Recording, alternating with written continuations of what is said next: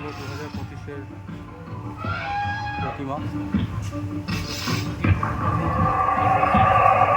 এবছর একটু নীড়ের খোঁজে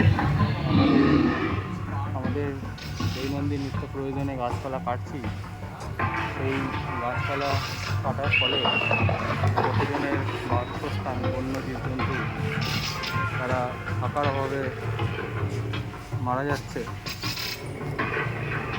এই সমস্ত জিনিসও এখানে দেখানো হয়েছে। এখানে পাখি, পশুরা সব